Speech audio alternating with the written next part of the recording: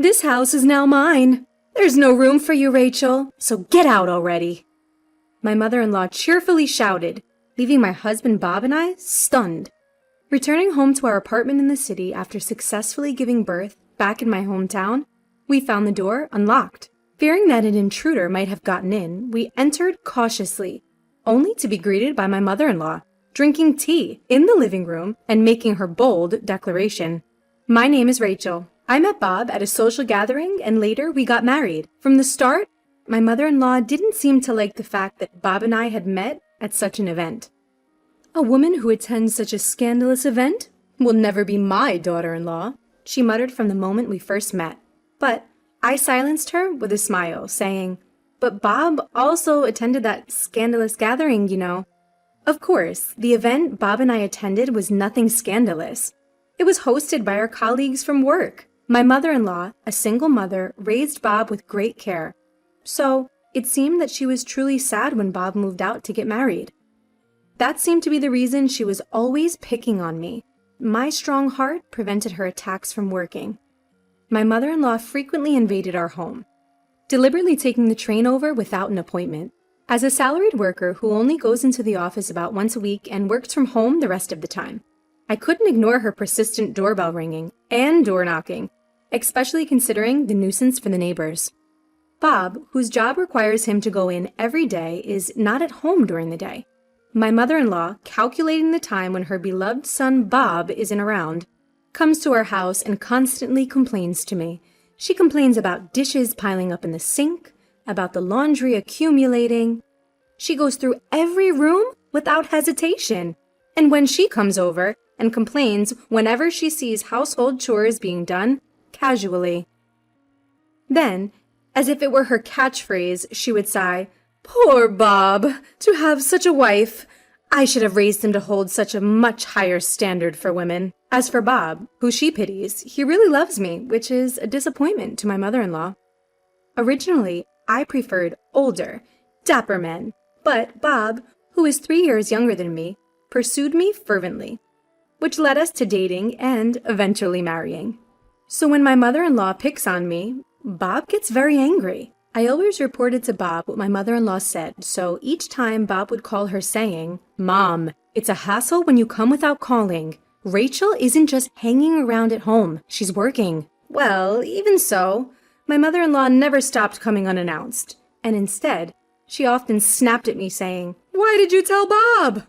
Even before giving birth, I got used to my mother-in-law's unannounced visits and complaints about housework, and no longer directly confronted her complaints. Without taking my eyes off the computer screen, I casually responded to all my mother-in-law's complaints with, "I'm sorry, I'll do it next time." Despite my attitude, I felt sorry for my mother-in-law, who was desperately trying to torment her daughter-in-law.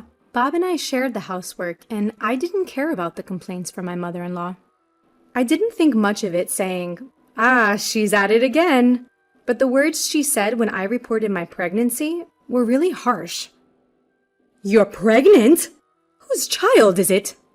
Bob and I hugged each other in joy. He was so eager that he was already stroking my flat belly, saying, "I can't wait to meet the baby." And yet, my mother-in-law seemed to think that I had made a child with another man. "Huh?" I instinctively responded, to which my mother-in-law continued with an angry expression. "You've betrayed Bob and made a child with another man, haven't you? After all, you're unattractive and 3 years older than Bob. A woman like you and my Bob couldn't possibly have a child." In response to my mother-in-law's confident statement, I blew up. "That's impossible! Please go home!"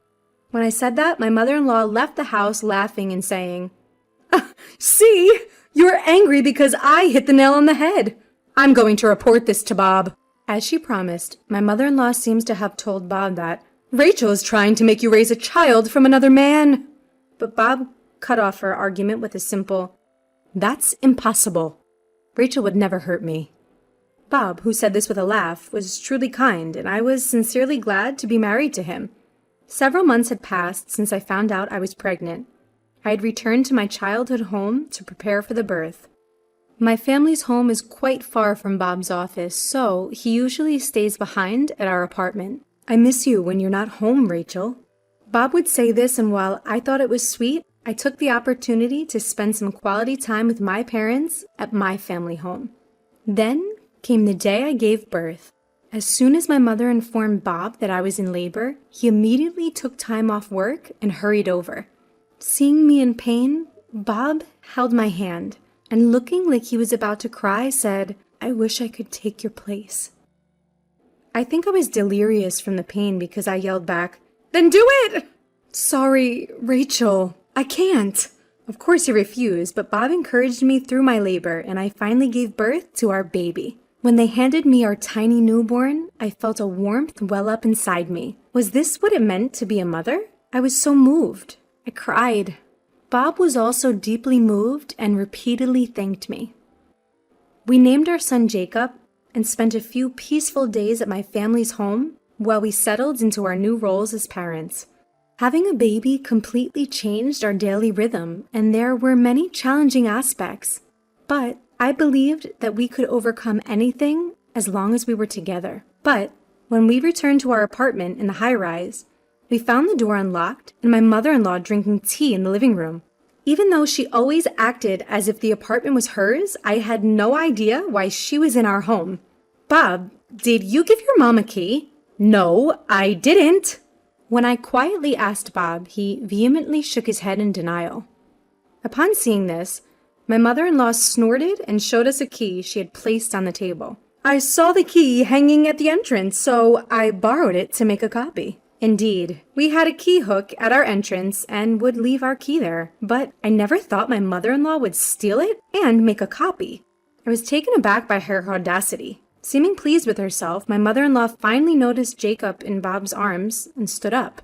"Well," my mother-in-law smiled as she looked at Jacob's face. Then she spoke to Bob. "Isn't that Rachel's child with some unknown man, Bob? You don't need to hold him. You're not the victim here. Just go home with me, Bob. You don't need to have anything to do with a woman like Rachel." "You're still saying that? This is our child. I don't mind if you have a DNA test done."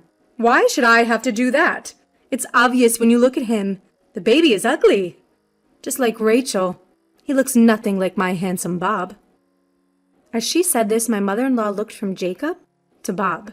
Then, seeing the look on Bob's face, she froze. Bob was glaring at her, a furious expression on his face. "Bob, I've always told you not to come to our place without asking, and not to say mean things to Rachel, and yet you've made a duplicate key, and you've come here? What is this?"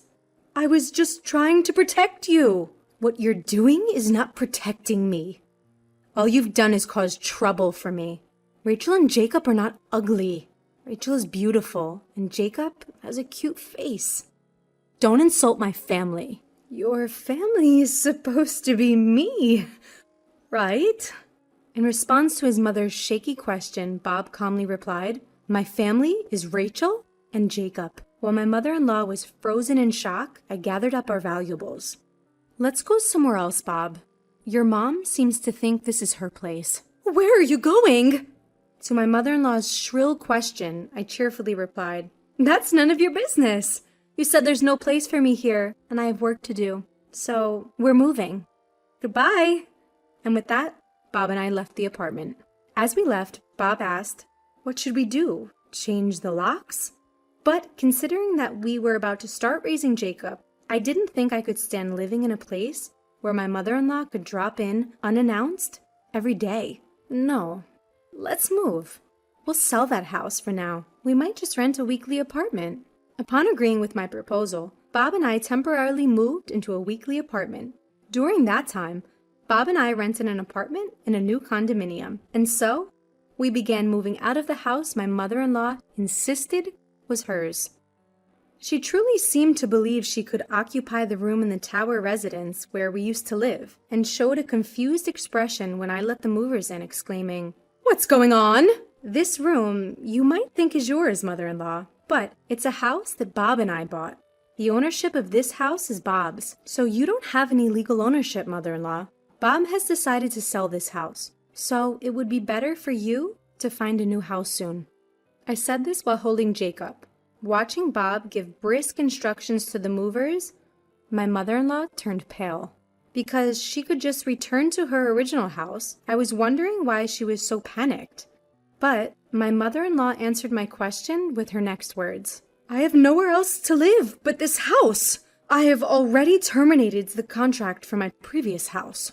The apartment where my mother-in-law lived was a rental. I was surprised that she had terminated the rental contract to live in this room. Bob, who had been listening to the conversation from a distance, was also surprised. My mother-in-law begged Bob and me, saying, "Please let me live in the house." But Bob didn't allow it. As a final act of filial piety, Bob gave my mother-in-law a little money and told her, "You should be able to get back on your feet if you rent a room with that money." Still unable to bear the fact that she was being abandoned by her adorable son Bob, my mother-in-law clung to him, crying, "Where will you live, Bob? I'm lonely. Please live with me." But there was no way Bob would allow this. I told you over and over again to stop bullying Rachel, but you didn't stop, Mom. I appreciate that you raised me, but I wanted you to be happy that I've become independent and have a family. You relied too much on me, Mom. I think it's better for both of us if we never see each other again. At Bob's words, my mother-in-law collapsed in tears, saying, "No way!" But Bob's determination did not waver. Of course, since I didn't tell her the address of our new apartment, mother-in-law could no longer come uninvited. Thinking, I won't have to see my mother-in-law anymore. What a great relief. On the night we completed the move, my mother-in-law, who seemed to have calmed down, called Bob and I numerous times.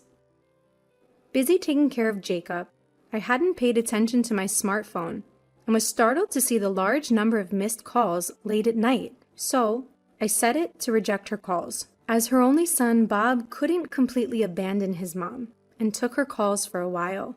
But every time Bob answered the phone, she began to spew insults about me. She even said that Bob was being brainwashed by me, and Bob seemed to be fed up with the phone ringing at all hours of the day and night. Even kind and patient Bob seemed to be at the end of his tether as these days continued. Mom, I've tried not to abandon you because you are my mother and you raised me with care, but I'm at a limit. Despite my repeated warnings, you won't stop bad-mouthing Rachel. And I don't think you'll ever change, Mom. I won't answer the phone anymore. But I hope you can forgive me. Bob seemed to feel a great deal of guilt for abandoning his own mother, but he would break down if he had to listen to his wife being bad-mouthed every day. Having received the declaration of severance, my mother-in-law was crying on the other side of the phone.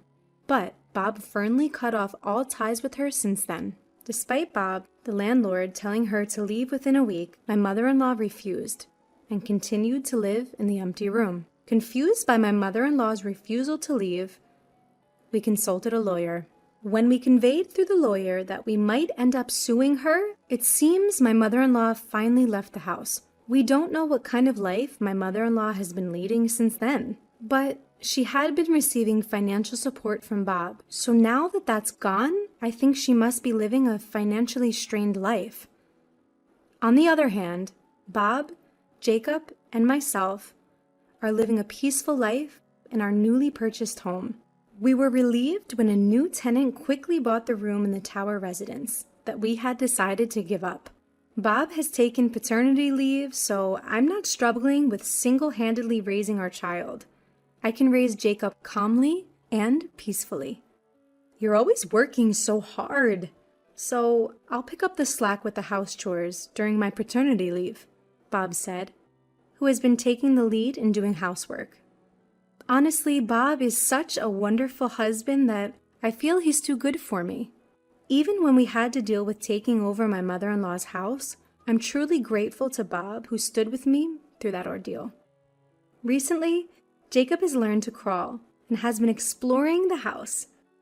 I spend my days smiling as I watch him with Bob.